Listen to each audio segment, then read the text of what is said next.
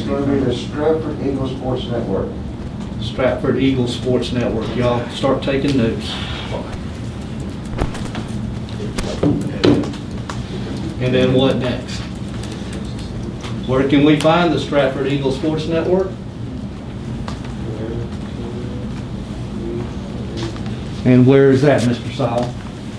You'll be able to find that on the athletics page of the Stratford webpage, and also pre-event should be on Stratford social media. So it is like live streamed on Facebook. Well, it's actually live streamed through the internet provider that we have a contract with. Tom knows more about that. Yeah, it's part of the NFHS network. And what does that stand for? So that is the National Federation of High Schools network. There's a association of schools all across the United States we're part of. And So the very cool thing that Tom has done for Stratford, you need to pay attention to this because this is really cool. All right, so you have to subscribe to this service much like you would do like a podcast, right? So it's free, but you have to subscribe to it, right? But it's the same thing here. However, a lot of schools, you have to pay for your own subscription as an individual. And Tom has squared it away for a free subscription when you come into our event. So that is really cool. Okay. And we're doing that so that it's a marketing piece for the school so that we can get alumni involved in getting reconnected with what's going on at Stratford.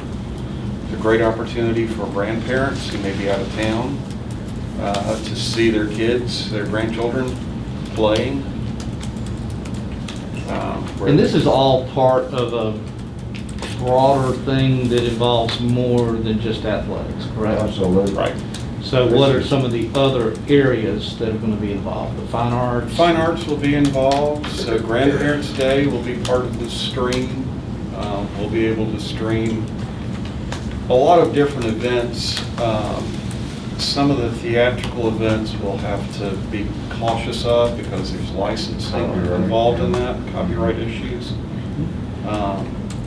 But Fine Arts Day will be a streamable type of a thing. Graduation will be part of that. Right now, the three intended sports that will have the pixel art camera will be football, basketball, and the grading, and soccer. Okay. We'll get to the technology part of it in a minute. Guys, I don't think we need to like spend a whole lot of time with the technology end of it, you know, with every little detail. You know, for the general audience out there, you know, they want to know a little bit of that, but they don't have to, you know, the nitty-gritty stuff on the technical. They're just more interested in watching the live streams, okay? So, questions. Let's get a little bit of the history of this. You know, how did this even start? You know, how did this idea come about? Y'all ask some questions. Who came up with the idea of starting this? Well, it's something that started probably about 3 years ago. We started investigating the possibilities of streaming. So the company that produces this is called Play On. It's all one word, sports. It's based out of Atlanta. It was a division of Turner Broadcasting. So WTBS, CNN, all that group folks. They saw a market, an untapped market in high school athletics, and thought that that would be a way of generating interest and potentially some revenue. So that was kind of the beginning part of it. It sat backburnered for a while, and last year we resurrected that, and I met with Coach Faraba and the coaches to pitch it again and get their thoughts and input on it.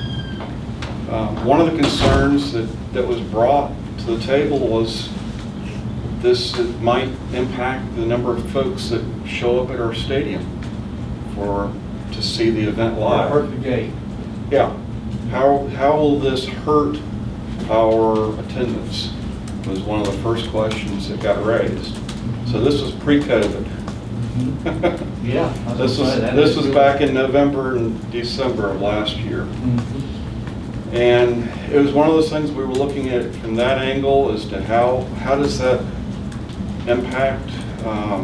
Is that a negative for us or is that a positive? We got to looking at who all we could probably get, to see the events that wouldn't normally show up to the game. I think that we came down to the conclusion that most people are going to continue to come to the game if they've got a child involved in it as long as they're in town. And this gives them an opportunity if some dad's traveling, stuck in an airport and hasn't been able to get home in time for the game, at least you're able to see the game remotely. So gives some opportunities there. And then also from the marketing standpoint, this was part of the bigger push to get our alumni re-engaged in the school and get them interested, active. Have the number of views increased this Corona? Well, Interesting, though. given that this was really our first, Friday night was our first actual stream, we don't have any real good data yet. There was nothing pre-COVID. So the system has just been installed. So we don't have any pre-COVID, but it was kind of one of those things. It was good timing. We didn't realize it was going to be good timing because now we've got the opportunity of bringing people to the stadium that may not feel safe coming to the game, but can watch it remotely. Sure. And you showed us the camera and some of the equipment. Can you tell us how it works, how the camera system works, and what's involved from a manpower standpoint? How many people are needed to make the production happen? Well, from the simplistic part of it, the camera is a single camera unit, so there are two cameras inside of the camera housing, and those tie into a video processing unit, which is just a computer. And that computer takes those two images, so it's a 180-degree field of view. So it can see everything from light post to light post up there on the top of the press box. It stitches those two images together. So they go in and they calibrate using the lines on the field to make sure that everything ties together and it stitches both of those images together. Then inside the computer, there's artificial intelligence algorithms that know where the action is on the field. So it is constantly analyzing the image, and they've programmed it to be able to track and pan, tilt, and zoom so that it looks like the camera operator is actually up there running a camera, and it's all done by the computer. Does anyone have to go up there and just kind of monitor what's going on at all? No, it's one of those things. Once we get it tweaked, it will be a plug and play, and we'll go into the back end, set up the games. So in the back end, Yeah, can you show us a little bit? Yeah. Here. So on the back end, I think part of the genius behind this system is they had to make it for schools to not be overcomplicated. I mean, there's plenty of techniques and everywhere, right? People really get into the minutia of how all of it works and stuff like that, but on the marketing side, it takes a lot. They had to make it where almost anybody can plug and play. So you click the link and you're hot. Because, I mean, every school is not, I mean, think about it. Stratford's unique in that our faculty has very little turnover, not true for public schools and other institutions. And you can't retrain somebody like Tom McAfee, who's a dedicated alumni and parent board member, to put in an inordinate amount of time in getting this installed and up and running, and working takes a lot. So once it's installed, the idea is that it's very simple. It's kind of like what Bill Gates did with Microsoft in making it very simple for the public to use. Good analysis. Yeah, and that's what they've done with this. So they Pixelot goes in and pulls data from a number of different sources, and they picked up all of our football games. So we've not had to enter in any of these. They've already grabbed all this. They didn't necessarily have who we were playing. We can deal with So how that. does the average layperson access the site? Well, there's a link that we publish for that for each Have game. you published it yet? We have not published it for this. Can you give us the link sometime Yeah, this week? absolutely. You know, so So people you can reading see a story can just click it. But it goes in here and it shows, you know, we're going to be playing a football game, so they've got different algorithms for the different sports. They know what the size of the surface is that it needs to be looking at, so they can tell whether this is a football game or this is a basketball game or this is baseball. And then who the opponents are here. The cool thing with that is they've got all of the logos, the school logos, pulled in already. So we don't have to do anything as far as uploading any kind of graphics. We just define who the two teams are, and then they've got a library of graphics, the school colors they've got, and so everything is already preset. We can go in and change that if we find something that's wrong, but so far the ones that I've played with, it's pulled up immediately. Then you tell it what kind of competition, the level it is, what the start time is, and where the location is. So it's the football field camera. And then it sets up the link down here. So here's all of our broadcast information. Here's the embed code for this particular game that I give to Elizabeth A. Van, or You can give it to us. That's Yeah. what we use Yeah. on our broadcast. so that will push you to this game. This is the JV game. And that's pretty much it. It knows, we go in and define what the length of the game is. They give you a defined 3-hour window typically for football. If it runs longer than that, you can go in and change that on the fly while it's in action, and it'll extend it out. If it's over, it's over. And y'all actually did a little play-by-play in color Friday night. We did. It didn't go anywhere. So there's no audio. There is no audio in this. They had problems with something in the audio processing unit in the computer that's up in the press box. It was not. We were delivering the audio to it, but it wasn't getting encoded into the video stream. But yeah, we were prepared to do. So how many people are involved with the broadcast? So on that side of the equation, it's really two folks at this point. So, Mr. Sowell. Sal, do you do play-by-play? Well, here's what we can do, and it's pretty neat. So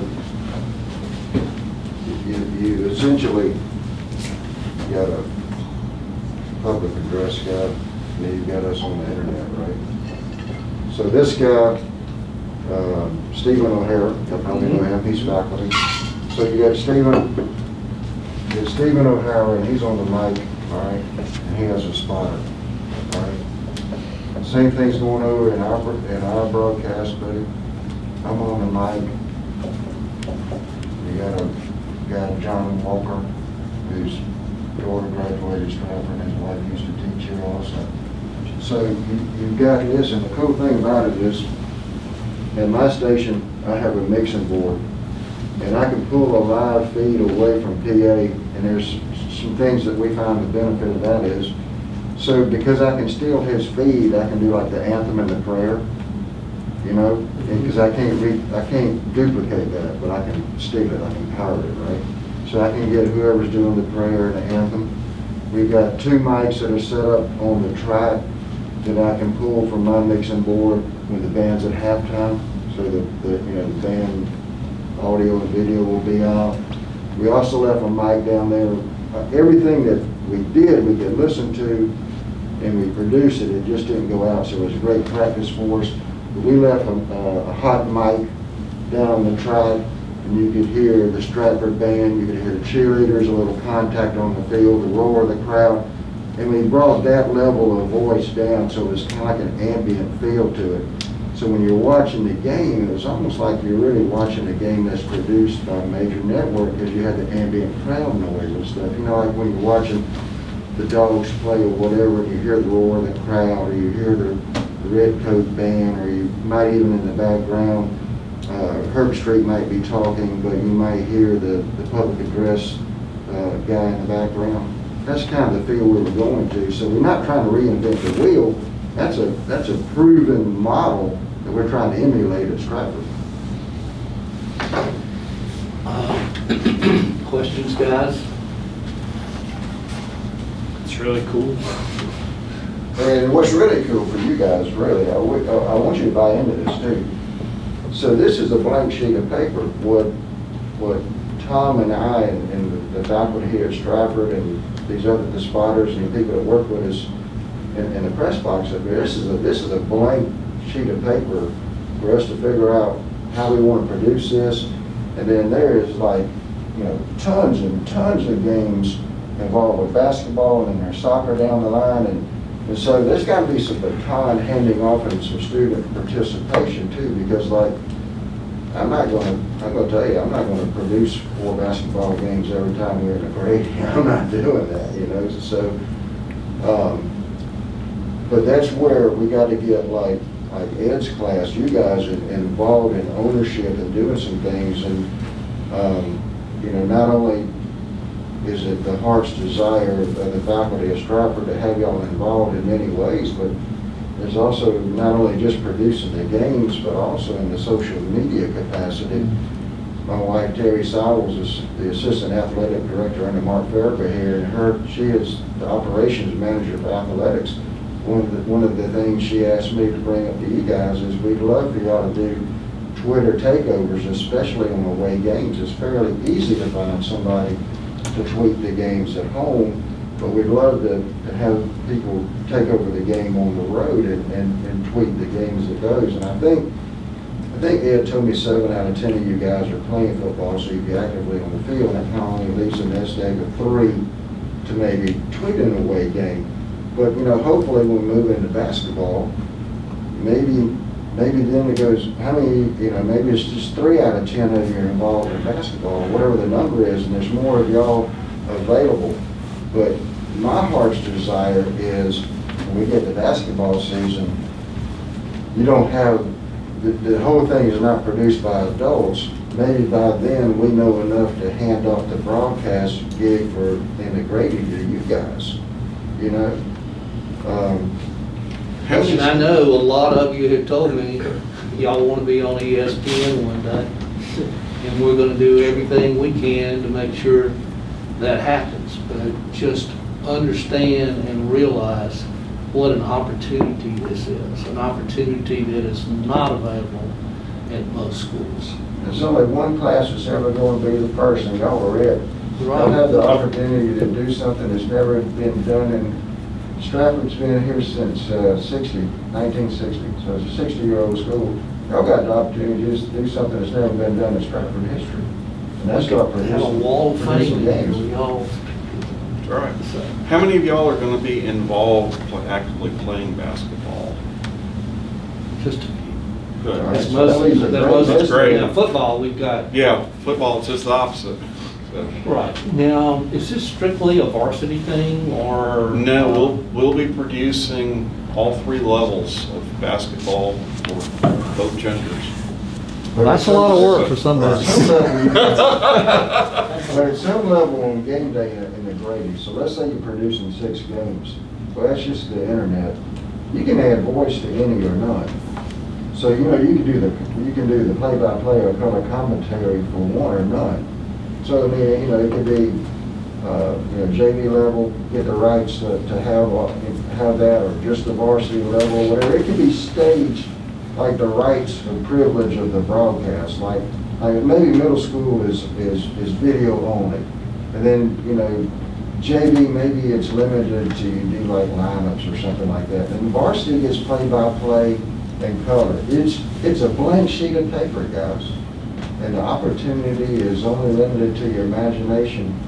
So it's really, really cool. I'm glad you guys are going to be able to get into this thing. And one of the other things that Ms. Sowell thought about is in the interim for like this football season, because y'all have this small studio over here in the Olson, is, you know, to involve this whole class, because 7 out of 10 of your football players, Tom and I have to figure this out, or Tom, he's the tech guy behind, genius behind this, is whether or not y'all could produce during the week interviews with senior football players, the coaches, the faculty members, alumni of football players, or whatever your imagination would be, and then we could have a true pregame show. You know, maybe it's a 15-minute segment, maybe it's 20, whatever it needs to be. And since you guys can't really help us on game day because you're representing the Eagles and he's trying to block and tackle and score, right? So we get that. But it doesn't mean y'all can't produce something in your studio here that can't be uploaded as a pregame show. That's a great idea. And we can certainly do that, right? Yeah, I think we've got the ability to do what we call B-roll kind of footage of, you know, pre-recorded things. They don't know what a B-roll is. My Yeah. broadcast class does, but Yep. they So don't. things that are produced beforehand that are not live, that goes out, either commentary over it or you're producing the commentary as part of the recording. Now, it may be that we have to, you know, provide similar content to what we're already providing on the gazebo. I don't see us, you know, being able, you know, in a week's time to really do yes. both. To your point, the internet fan base will not have seen what y'all produce for the gazebo. Right. By and large, these are going to be people that are probably don't even live in Macon.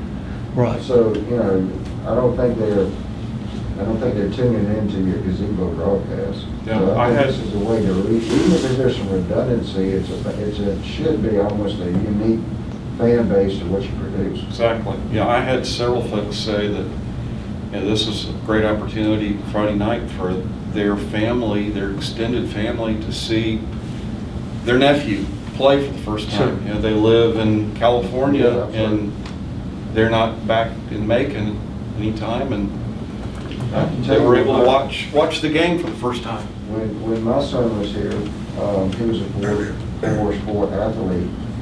And back when the rare occasion Stratford had a big game and it was produced by Gridiron, all our families from South Carolina, and they really loved watching it on Gridiron. And I can tell you the Gridiron feed was 3 cameras handheld by kids at Mercer that wanted to be journalists and broadcasters later, and so they were kind of building a resume.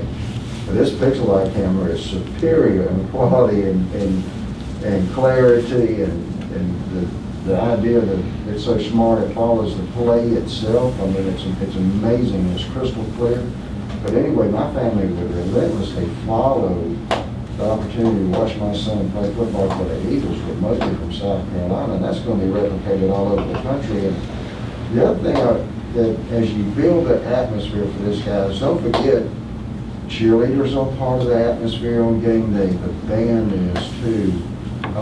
You know, it's easy to focus on football, but it's not Friday night under the lights without the fans and the band and the cheerleaders also, so don't ignore them. Is there an opportunity, you mentioned the hot mic down on the field. Is there an opportunity in the future to have like a sideline reporter? There's no camera down there right now, Right. but if someone, because I know that Jack and Harrison have, you know, they're down there quite a bit taking photos. I'm just wondering if there, you know, might be a chance for them to do some sideline reporting on, you know, Live, yeah. I think there's possibility for that. We need to find a way to give them an in-ear feed so that they know When they're live. when they're live, when we're coming to them. So that adds. well, I'm not saying, Yeah. we're not even ready No, today. let's crawl first. Let's and crawl then- first, and that was But I really think our that's next a- question. I think that's a great opportunity.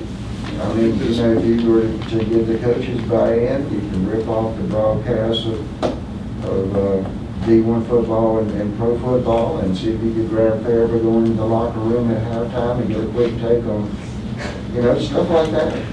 You know, they're not like the ESPN beautiful women that are down there on the sidelines. These guys are pretty ugly, so I don't know what it would do for your ratings, you know, have one of these guys.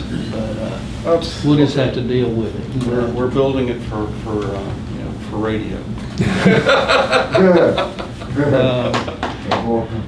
So- That really, we'll wrap it up here, but from at least the baby steps side of it, even starting this week with home game, Mount Sales, what would you be looking for from us, you know, to contribute, you know, for the Friday night game?